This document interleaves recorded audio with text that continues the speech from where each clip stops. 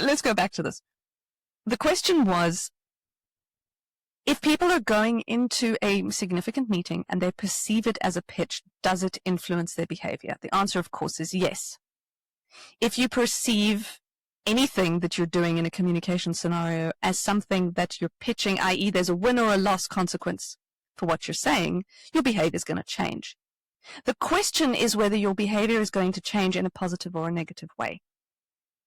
So if we work on the assumption that you're the kind of person who is driven by challenge, and just as an aside, if you have ADHD, often you're motivated by only 4 things: interest, novelty, challenge, and urgency. So if you are anywhere on the ADHD spectrum, you might find that introducing challenge into your communication can enhance your performance. So if you are the kind of person who believes that challenge enhances your performance, then thinking, I am pitching this, could give you those enabling nerves that help you to nail that performance, because you have just that little bit more adrenaline that gets you going and therefore gives you that edge.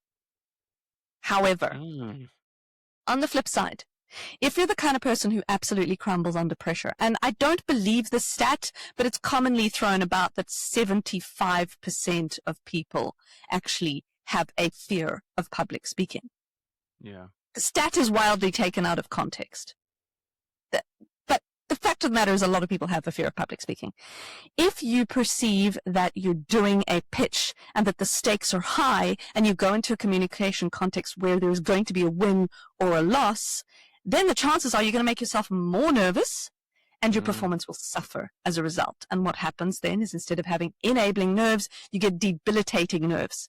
Now, this is an interesting aside. Let's talk about enabling nerves and debilitating nerves.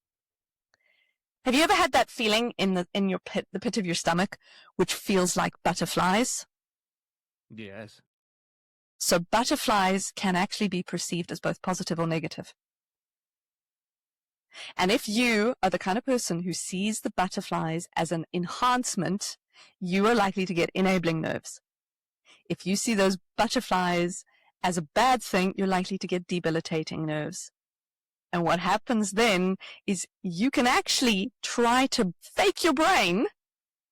And if you're going, oh, I've got these butterflies, I'm so nervous, I'm going to do so poorly, and you think, actually, hang on, these butterflies are giving me doses of adrenaline, they're helping me up my game, they're giving me all of this boost that I need to be the best version of myself, you can actually flip your nerves so that you start to see them as a good thing rather than as a bad thing.